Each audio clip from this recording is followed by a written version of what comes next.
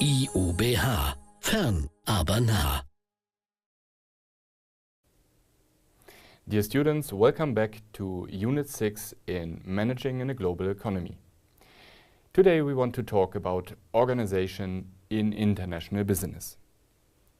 What are the study goals that we are aiming for today? First of all, we want to familiarize ourselves with the different approaches to business organization. And we then look into the traditional and into the more contemporary organizational structures. And finally, we want to discuss methods and mechanisms that are used in organizational practice, and of course we want to relate them to international business activities. Now, what in general is an organizational structure? If we look into an organization, we find a set of formal structures, then a coordination system, and finally control systems. The formal structure means that we have a formal arrangement of jobs within a company, and this is specified by roles and relationships. We have actually two dimensions that we can distinguish if we look into traditional organizational structures. First of all, we have a vertical differentiation, and that refers basically to the question how decision-making is carried out. Is it in a rather centralized way or is it rather decentralized? Horizontal differentiation means that we have a setup of formal structure with definitions and a structure of all tasks within an organization, and that then relates to every single job in a company. What we want to do now in terms of the traditional organizational designs is that we look into three commonly known traditional setups, and that is the functional structure, the divisional structure, and the matrix structure, and I trust you have heard about them already in other subjects of your studies. Let's first look at the functional structure. I think it's straightforward and you will easily understand that here are different functions of a company and they mark certain departments within this company. Now you can understand that with more international operations, you come to certain limits in terms of the expansion of this structure. And to some degree, that is also true for the divisional structure. And we have an example here for an international divisional structure. You can see that beside the departments for certain products, we then have an international division that then would be active in certain products and also in certain countries. Again, we would have the problem, how can we expand this structural setup if we have widespread operations all over the globe? The third traditional organizational structure is the matrix structure. And you might have seen already that in another subject, for example, in organizational studies. This structure is marked by two management levels, product management and regional management. Now, decision-making is made through joint, let's say, approaches where the managers of the two managerial levels would come together for decision-making. Of course, you can find all kinds of problems and interferences here because you have different interests, and so these managers have to come to a common understanding, which is not always easy in daily business. We now want to look into modern organizational structures, the more contemporary setups. The problem of the traditional organizations are that they are rather static and they are too slow to facilitate timely information flow, something which is so important today in international business. Now, modern organizational designs aim at removing boundaries.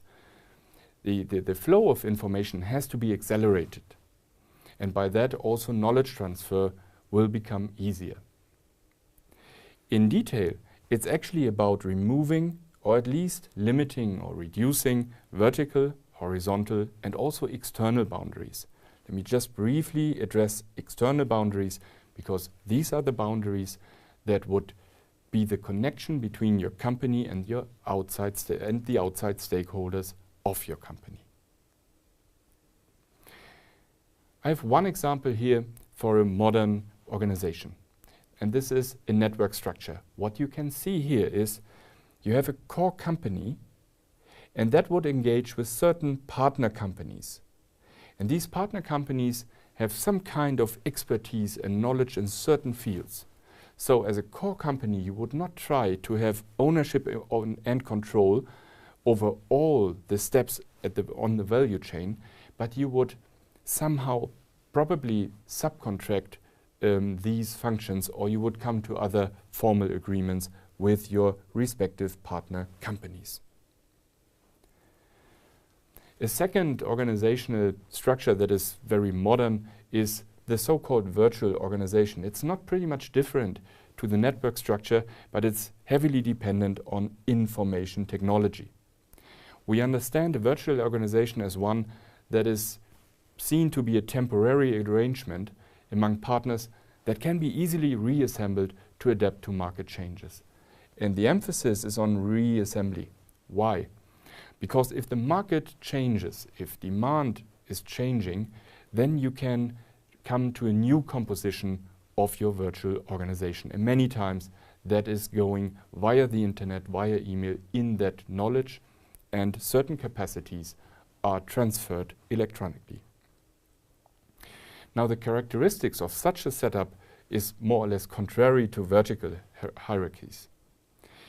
In such a virtual organization, you would not aim for ownership and control along the value chain. It's rather about securing resources and capabilities in temporary networks.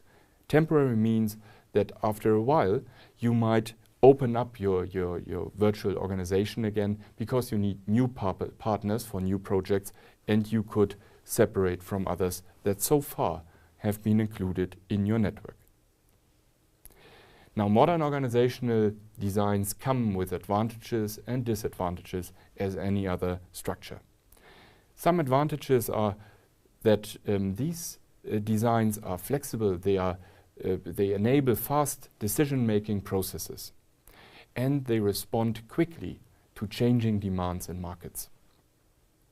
The adaptability we have been talking about already is rather high, and you have little overhead costs because you have your network partners that carry some of these costs in their organizations. With this flexible and very fast-paced approach to organization, you also support innovation. On the other hand, you have disadvantages in modern organizations as well. Individual managers can still act opportunistically as they can in the more traditional structures.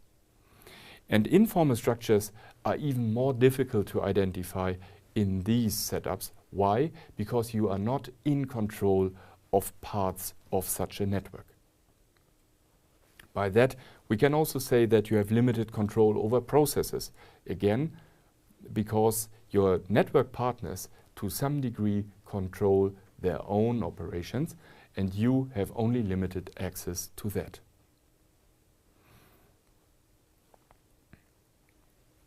Now we want to talk about coordination and control, because that is more or less the operational part of organizational structures. And first we want to discuss coordination systems. And we have actually three sort of possibilities to coordinate within an organization. We have coordination by standardization, by plan, and by mutual adjustment. Now what I have to say is you won't find a coordination system that is marked by only one of these characteristics. None of them are standing alone, but you find organizations with an emphasis on one or the other structure. Coordination by standardization means that you have universal rules that are applicable throughout the organization. By that, you enable consistent decision-making, but you have an element of inflexibility, and that is increasing in its degree when it comes to international and diverse operations. Coordination by plan is sort of the opposite, in that you would have only a limited set of rather general objectives, but then the detailed planning would be carried out on a local level. So there's more flexibility and also more responsiveness to what is needed in your respective branches and subsidiaries. Coordination by mutual adjustment would mean that you remove the static of all the other coordination systems. It's marked by an informal coordination on a case-to-case basis, and it requires ongoing communication among managers. Now the problem is that here you have probably the lowest level of formal coordination, and that of course also comes with some problems. That is why, as I told you, none of these coordination systems comes alone. You would always opt for a mix of it. We now want to talk about control methods. And again, we have three different, let's say, characteristics or possibilities how to structure your control methods. We distinguish between market control, bureaucratic control, and clan control. And again, you will find elements of all of them in a company, but then to a varying degree. Market control means that you would use external indicators. And these external indicators you would use all over and throughout your organization. They provide some kind of objectivity, but on the other hand, you have to respect that influences beyond managerial control are possible and would then not be taken into account sufficiently. Bureaucratic control would mean that rules and regulations are offered and provided by headquarters, and this is very inflexible. So bureaucratic control that is mainly dependent on what headquarters is saying in terms of control methods would be less suitable for a complex international organization. Clan control is based on a shared set of values, and these values would determine the right behavior and also what is expected in terms of performance. So this is an approach which is pretty much trust-based. But of course, you can't run a company and also control a company only on clan control. Finally, we want to talk about control mechanisms. And to mention the most important, and you will find that in more or less every organization, we have written reports. Normally they are to some degree standardized, and you have to follow a certain format that the company already provides. Reports are used more or less all over in organizational structures. If it comes to international business, it is also very important that from time to time you visit your subsidiaries. Personal visits mean that you have to travel, but it's important to be in personal contact and to see what is going on the ground internationally. Management performance control, we have been talking about this issue already, a very important control mechanism, and you have to consider the specifics of international business as we have discussed before already. Cost and accounting control means that you also look into the figures of your subsidiaries, but then of course with an element of appreciation of what is going on in foreign countries. And that is also relating to evaluative measurement, which is basically a control mechanism which after a period of time looks back into what happened in your organization. Students, with that I want to summarize this unit. We have been talking about traditional organizational designs, and then we discussed the more modern organizational setups. And finally, we had a look into coordination and control systems within organization in an international business. With that, we come to the end of this unit. I thank you for your attention, and I'm pretty much looking forward to see you in Unit 7 again. Thank you so much.